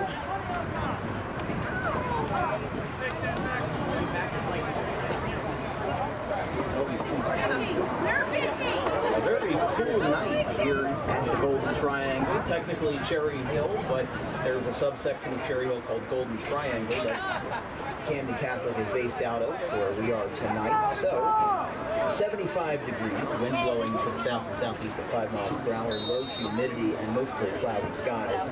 It's going to be cloudy tomorrow and going to be raining Friday, so we may see a mud bowl in Highland on Friday night, if you will. But we'll try this one again. 11:43 here in the third quarter and 7:30 p.m. here on this beautiful Wednesday evening. Action to the left and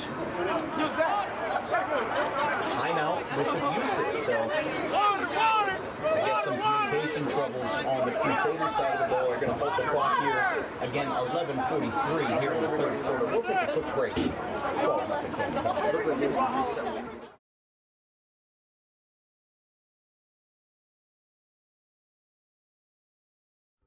Garden State Pet Center is an independently owned full-service pet store. Our specialty is promoting companionship between people and animals by providing the healthiest product choices available, including all-natural foods, supplements that support and relieve health issues, and innovative products for pet parents. Our goal is to provide our customers with a relaxing environment, and while we're not striving to be the biggest store on the East Coast, we're striving to be the best. No other pet store will make you feel at home like we do. At Garden State Pet Center, we view pets as members of the family. We don't believe in fast, high-pressure sales, but instead matching up the right pet with the right owners, as you are making a lifelong commitment. Together with our team members, we would like your visit to our store to be both enjoyable and educational. Simply drop in and take a look around. View the birds, reptiles, small animals, toys, food. 12-0 Camden Catholic coming back from a timeout by Bishop Eustace. Second and long. And another flag in the backfield. That's the third play this quarter, and yet again, the third flag. So, we'll see what they roll with here. Oh, good. I think it might be false start on Bishop Eustace. Not good for sure.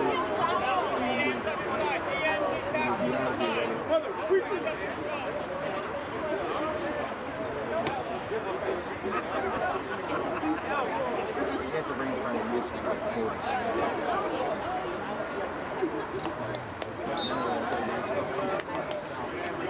So they'll line it up again, and this time after the Camden Catholic penalty, it brings them within 10, second and 8 from the 24. They haven't really gotten too close to destiny yet, but we'll see what they can do here with progression.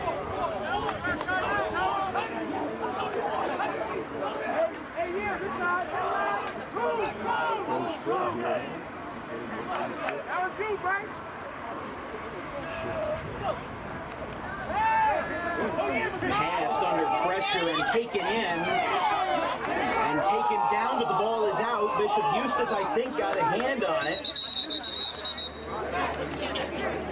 We'll see what they call it here. That was a complete pass that they are going to call. Wow, they're going to call a turnover. I didn't know who exactly got on top of the swarm, but now that's going to give Camden Catholic the turnover. And they'll regain possession, looking to jump out to a 3-score lead here in the early hours of the third quarter in the second half.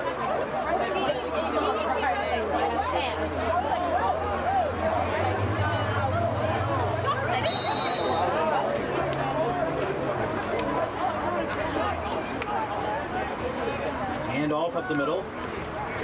Off to the left side. That one's going to go to the 20. This one might be a touchdown, and it will. Nope, there's a flag in the backfield. Hold on. There's a flag at the 30. They're celebrating in the end zone, and it's going to be on Camden Catholic. So all that mumbo jumbo celebration in the end zone, all for naught. That's for the second time tonight. A flag brings back a potential Irish touchdown, and we'll run it back to the 30-yard line. That happens all the time. I mean, really. We've seen it several times tonight, and again, just flag. I call it, I call it flag-a-police. You know, there's so many of them. That tells me that they have a very young offensive line that needs to work on holding, not holding. work on not getting late.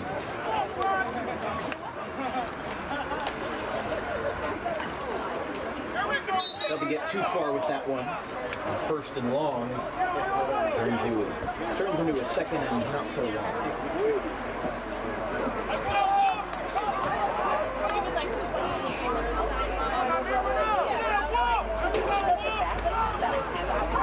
Second and about 12, lined up from the 32. We're here at Dolchak Family Field, home of the Camden Catholic Irish, at the crossroads between Route 38 and Route 70 here in South Jersey. Thank you for tuning in so far tonight. We've got a good one, 12-0 Camden Catholic. Drops back to pass, finds a wide open gap right in the middle, goes to the 25, flag is thrown, and he's taken down. 2 flags are thrown. He's down at the 20.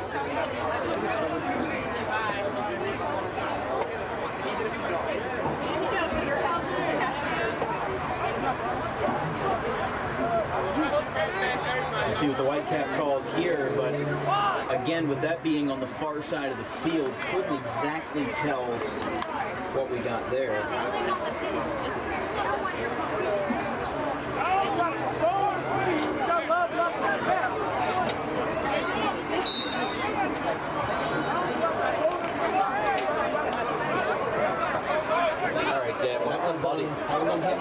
What's the money line? A flag will or won't be thrown on this play?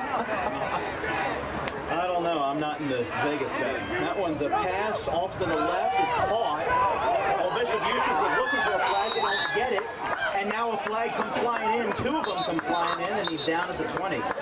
So if you told yes, he's won some money. Yeah, well, you know, we did see ESPN or one of the sports books, they had opened betting for the Little League World Series. So, crazy world. I honestly... Did you see Bryce Harper and Billy guys there? Yes, they were. When the Media Pennsylvania out in Delaware County, they were playing. And they wouldn't have rooted for somebody from California, you know, but they were rooting for their local guys. So a defensive penalty on Bishop Eustace. Moves the chains again for first and goal from the 9. So right in between the 9 and the 10.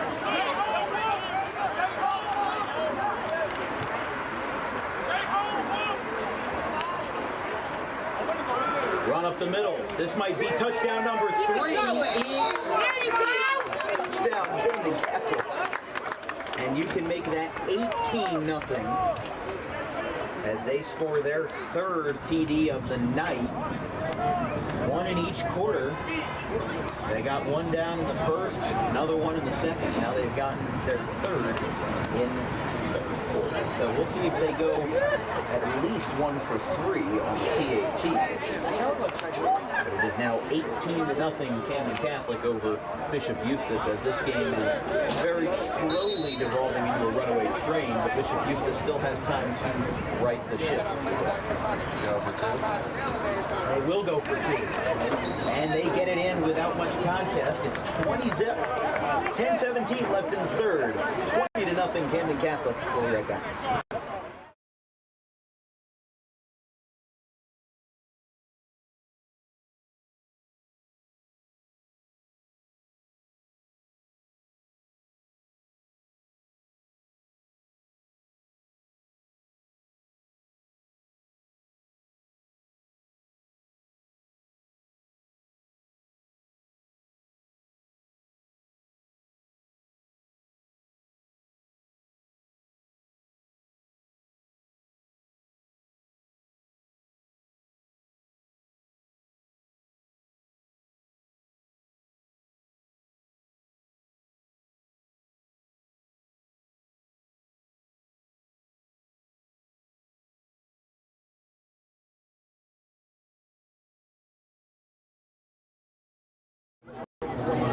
Camden Catholic jumps out to a 20-0 lead after missing the first 2 PATs. They were able to convert on the 2-point conversion. You know, what they say, third time's the charm. They're going to send this one away.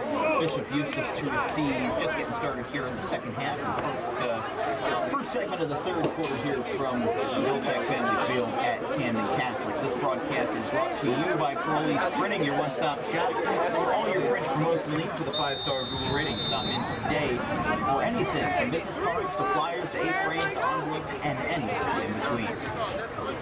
Here's the kickoff. Whistle was blown before they got it off, and that is going to either reset the play or I don't know, but I don't know. I honestly don't know. I mean, they've been whistling a lot, but I think they're going to bring it back here, and they're going to try this again. 40. Yeah, no, that was definitely not like a penalty kind of play. I think they weren't exactly ready to get back rolling yet, so they blew the play dead before the Camden Catholic kicker could even get the ball off. So we'll try it now for attempt number 2. That one's a line drive kick over the middle, taken in at the 15, and that's where they'll spot it.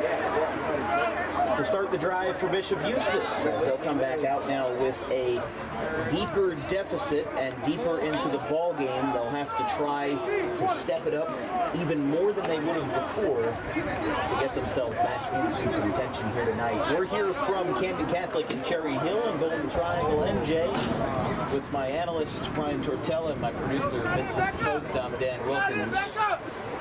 You guys are having a good one tonight.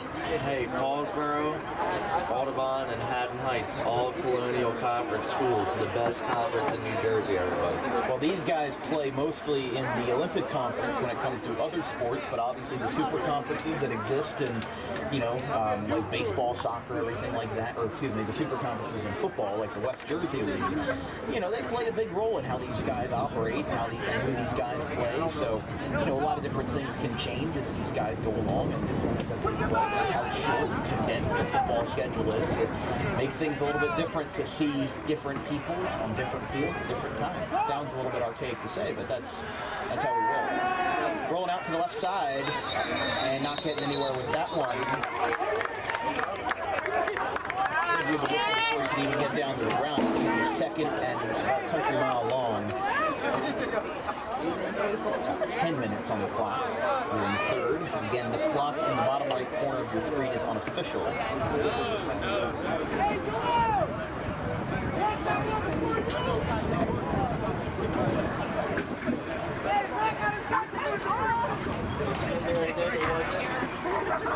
already got one of the kids.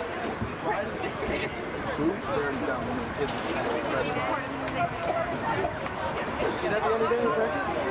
They tagged spray painted the front press box. Didn't they? These kids slammed up in the book. Literally walked up to each camera. All you see is a paint and all the cameras, and then paint.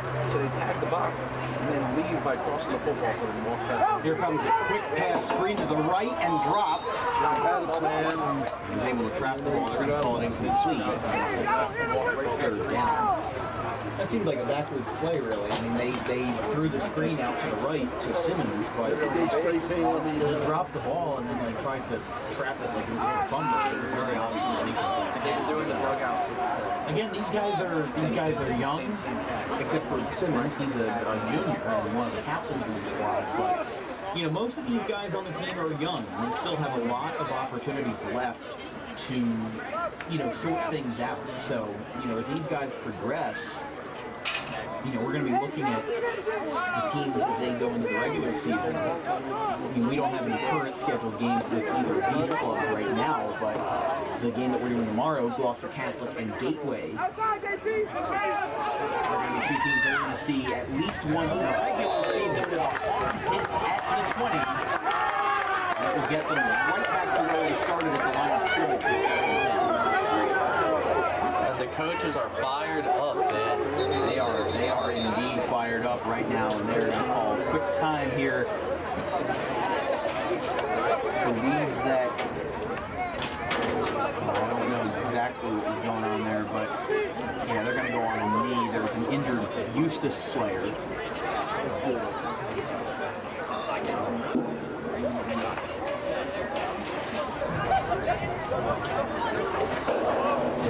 on knee here as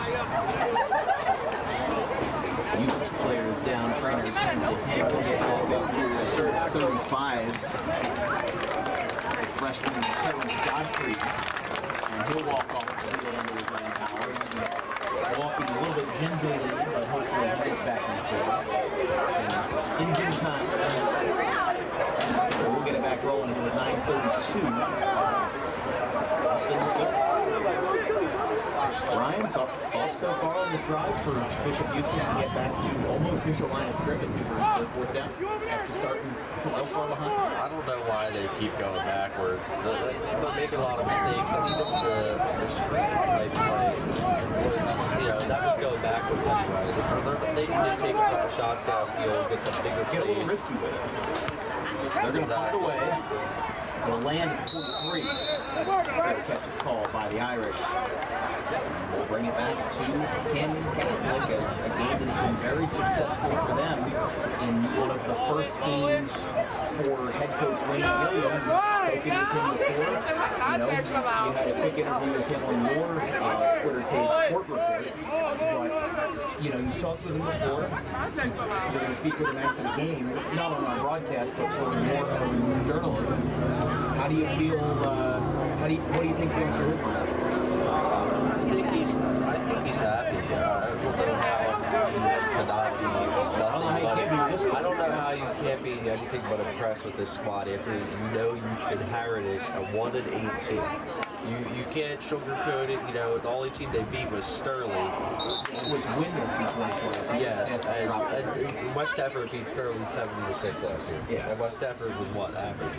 So But that just goes to show the leaps and bounds that exist in high school football. You've got the top tier guys. You've got teams that are more mid-range. You've got some teams that are just still working out the kinks. And look, that's not Eustace is no great team. They went 5-6 last year, like you said. Not a bad team either. But they were very much better than. That's a screen pass to the right side, getting a lot of space here, open room. A flag is down, and it's going to go into the end zone for Irish touchdown unless this comes on back. So a flag at the 30. The folks in the white cap here will see if we get a call. Camden Catholic wants it to be a touchdown.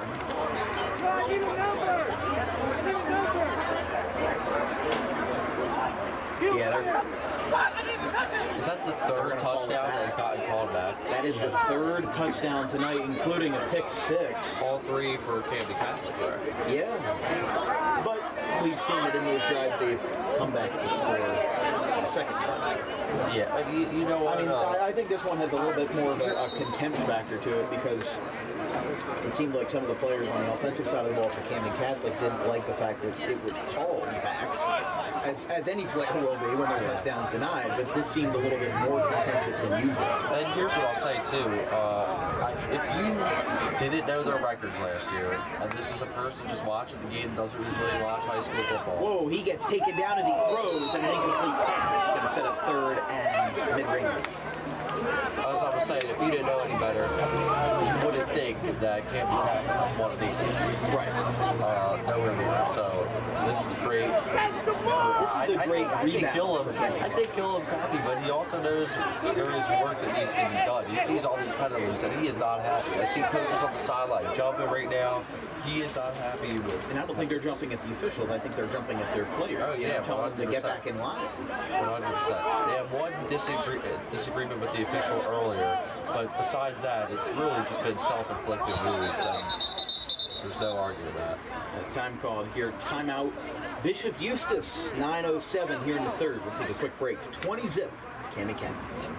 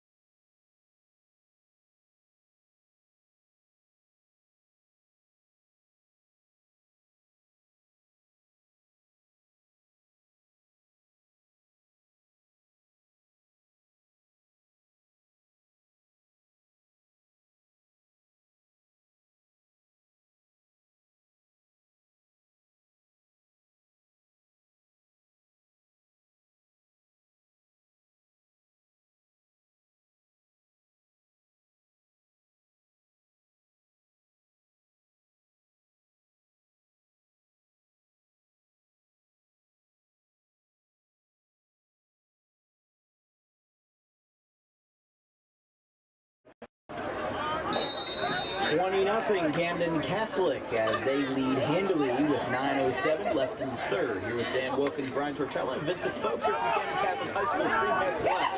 Go to the 40. He's going to get wide open spaces, and he is gone. Touchdown. And no flags from what I can see. So for yet another go, Camden Catholic scores after having a touchdown denied in their first attempt. And as I said, no flags from what I could see.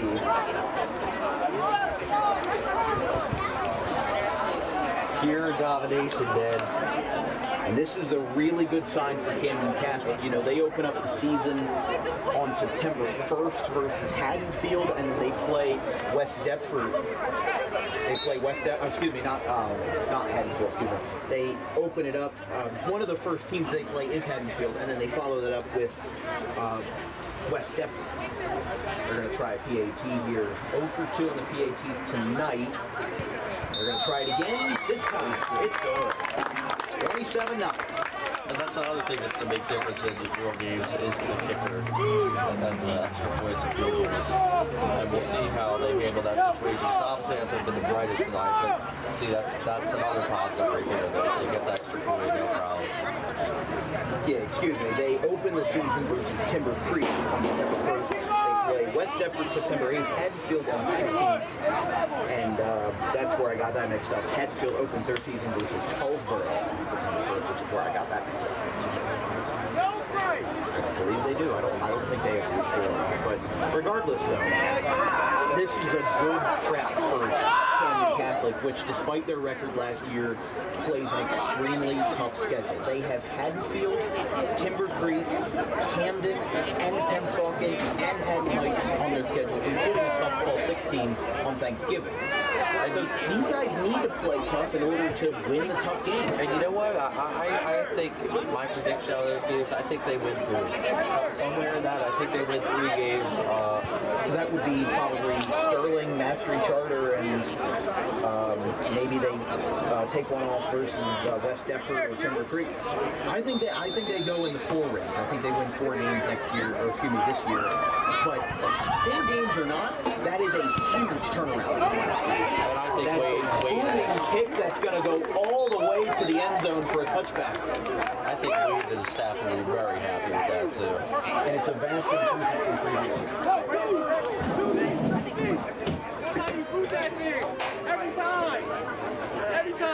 I mean, you look at the Camden Catholic squad from previous years, they went 8-2 in 2017, 9-1 in 2016. It goes to show how much a single leadership change can change the entire direction of the franchise.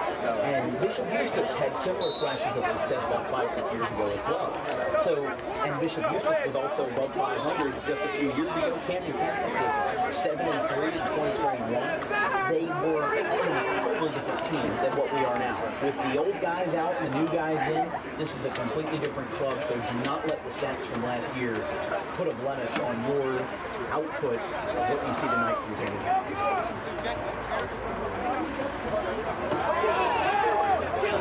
That one is a runoff to the right. And it goes out to 25. I mean, they've had a lot of coaching changes. They had Cody Hall, they had Gary Obzanuik, and they had Dwayne Savage for 1 year. This is their 3rd coach in 3 years. But I think after tonight, you know, maybe we wait until September 1st to make a true consensus of what Camden Catholic football is going to be this year. But, you know, look, with how Wayne Gilliam is, or excuse me, with how Wayne Gilliam is, this could be a very different team compared to what we saw in the previous years.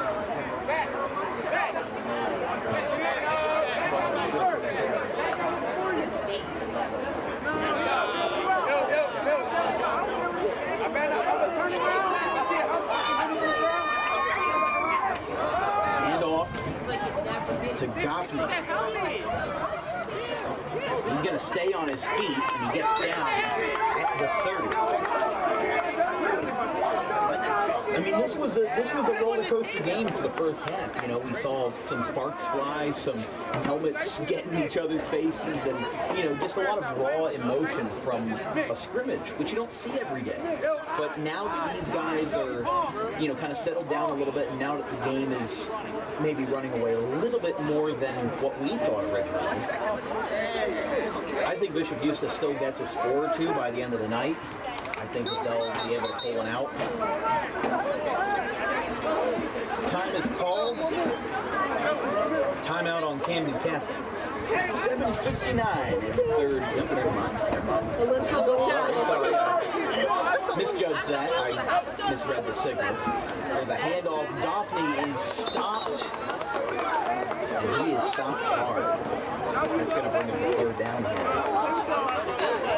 And Bishop Eustace has a pretty challenging football schedule as well in 2023. As we said, Camden Catholic, they play Timber Creek, West Deptford, Haddonfield, Camden, Sterling in September, Haddon Heights, Pennsauken, Mastery Charter in October, and then Hull 6 for the classic Catholic on Catholic Thanksgiving game. But then you look at what Bishop Eustace is having to do this year. They are opening the season versus, excuse me, I'm waiting for my page to load there. Holy Cross Prep, they're opening the season versus them. They lost 28-14 to Spotswood in Central Jersey to start the season last year. They have week 2 versus Gloucester Catholic, then Wildwood, Princeton, Riverside, Charlotte, Florence, and Lindenwald, and then Collingswood in Collingswood for the Thanksgiving game. Flag down, and that will be on Bishop Eustace, so they'll bring that back 5 yards. Flags are plenty tonight, but I mean, even I don't see this many flags in a regular season game. But again, I think this is just a growing pains to go along with a young ball club. You know, maybe they're not as fluid, maybe they're not in the right rhythm, but that's just what happens. You know, it's an unfortunate truth of the game. Here's a short pass. I think he was hit as he threw, and it's going to come about 5 yards short. And you know what? Credit to the officials too for calling every single penalty Yes, they see. they should call it like it is. I've seen some games where, you know, like especially for my forte, baseball, sometimes on a 0-2 count they'll call what should be a strike a ball just to prolong the at bat. Same thing on a 3-0 count. They'll call what should be a ball 4. They should call it a strike. They expand the strike zone a little bit. And in football, sometimes it's situation based, but these guys are calling the penalty no matter what the situation is, no matter what the score is. Yeah, and I give them my full support for that. Yeah, credit to them really because it's late and a lot of the times these officials want to get out of there, you know what I mean? And sometimes they won't make a lot of calls because this has definitely been Caught down the far sideline. It's going to be taken down at the 20. It's going to set up 4th and long. It looks like Eustace is going to bring out the special teams unit again. But no, I agree with you. I mean, just as much as this is practice for them and for us, this is also practice for the officials. They want to make sure they get the calls right when it doesn't exactly matter. I mean, I'm not saying that this doesn't matter. You know, this could determine who gets a roster spot on opening day versus who doesn't. But, you know, who starts varsity, who starts JV. You know, there are some consequences to that. But this is also training for the officials as it is for everybody else on the field. A little bit of a muffed punt, a low punt that lands at the 47, and they'll call it deads there. Yeah, like I said, they're not giving kick returns or punt returns tonight. Again, I would just have to guess that that's something that has to do with the... Yeah, they weren't doing that at the balls or scrimmages either. They were just blowing it dead as soon as they picked it up? Yeah. They were at the Paulsboro, Delsey, and Paulsboro Northern Burlington scrimmage. They were doing the same thing. They would let the quarterback. They were barely hitting it. But this is a lot different. But that's also because we're a lot closer to the start of the regular season. You know, those scrimmages that you did working for the Red Raiders, that was during a time where there was still like maybe 2 weeks left before opening kickoff. Yeah, not to mention Paulsboro, and I think those teams don't play week 0. They don't play week 0. But we do have a week 0 game scheduled, August 25th, 6 p.m. Cherry Hill East versus Triton. Make sure you follow our Twitter or X, whatever it's called now, at DW Broadcasting for more updates on where we'll be, when we'll be, and where you can watch us. And now that you mention it, the Paulsboro coaches and the Burlington coaches, they were actually in the middle of the field during the scrimmage the whole time. Just right where that ref is right there walking, they were all right there watching it. So they were getting a closer view. This is a lot closer to what you would see during. So, for example, if there was a pick 6, they would probably call it that. A lot more informal. Yes. But this is a lot more formal. This feels like a real game that we're covering right now under the lights. Beautiful night here in Camden Catholic. as they're running it back up the middle. They're going to get a first down. So after the punt, they have made significant progress. And we have another Bishop Eustace player. So time will be called here. It's the second Bishop Eustace player this quarter to have the injury bug bite.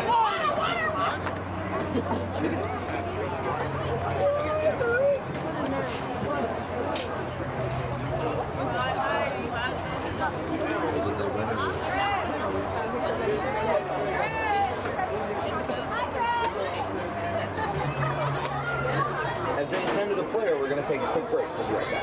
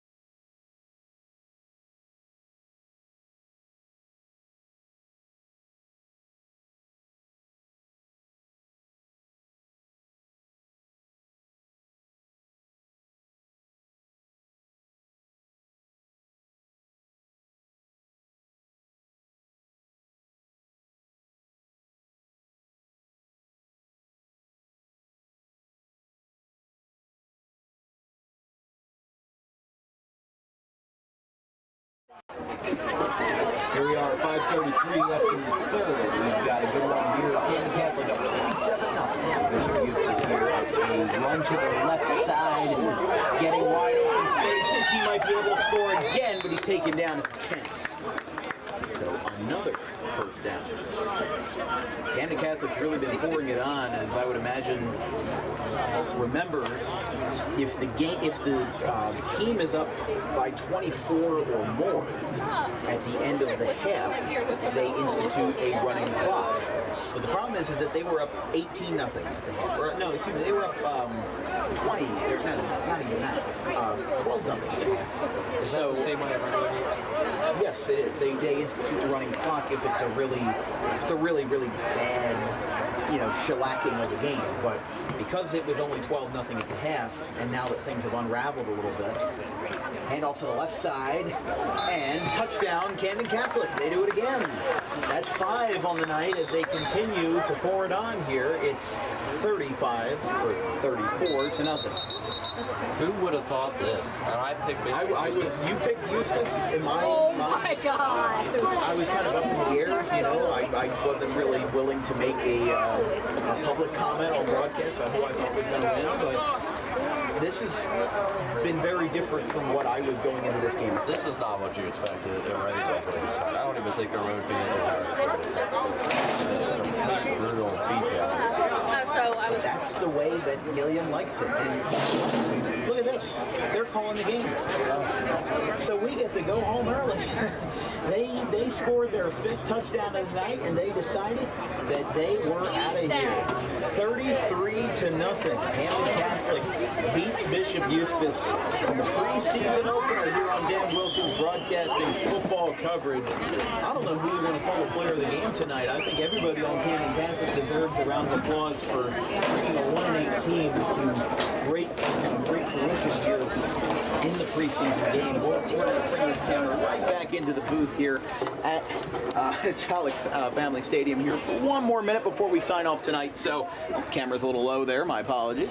But, Brian, what did you think? That was a great preseason opener for Camden Catholic. Camden Catholic did unbelievable. Great coaching staff. Wade Gillum and his whole staff. And you're going to talk to him after this broadcast. Yes, I am going to go talk to him, but I'm happy they ended early because we're ready to get out of here. Yeah, right? I mean, we've been here for 2 hours, 14 minutes. 33-0, the final.